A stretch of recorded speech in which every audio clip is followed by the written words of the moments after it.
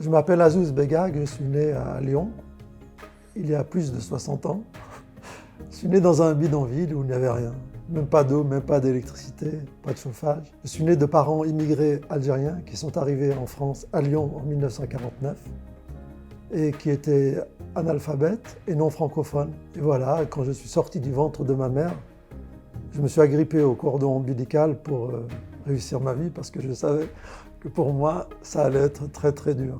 Et finalement, je me suis intégré dans la société française grâce à l'école et par la langue française, naturellement.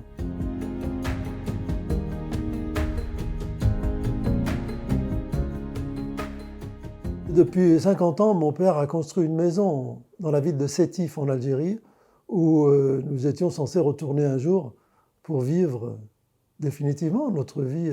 Et puis en face de la maison, il avait planté un arbre, il adorait les arbres, un peuplier.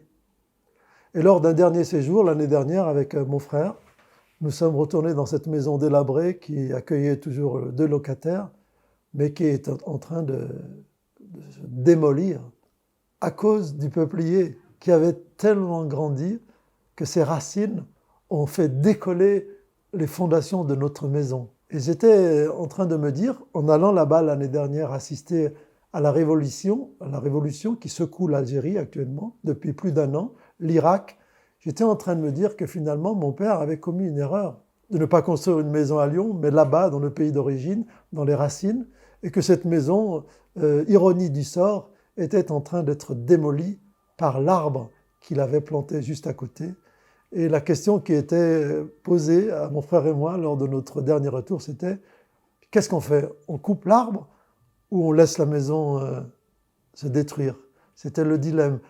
En vérité, c'est un dilemme identitaire entre les 2 versants de notre identité, nous d'origine algérienne mais français de naissance. Un jour se pose la question de savoir où il faut mourir, où nous allons mourir. Et cette question identitaire entre le versant nord et le versant sud de ce que nous sommes, c'est le cœur de ce roman.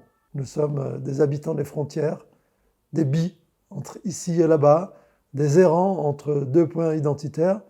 Je crois que c'est cela qui fonde ce que nous sommes. Des gens qui doutent, des gens qui sont dans un entre-deux. Le mien a été favorable, cet entre-deux, puisqu'il a toujours nourri mon écriture littéraire. Je crois que si on veut définir avec un mot ce texte, c'est un roman d'humour et d'amour aussi.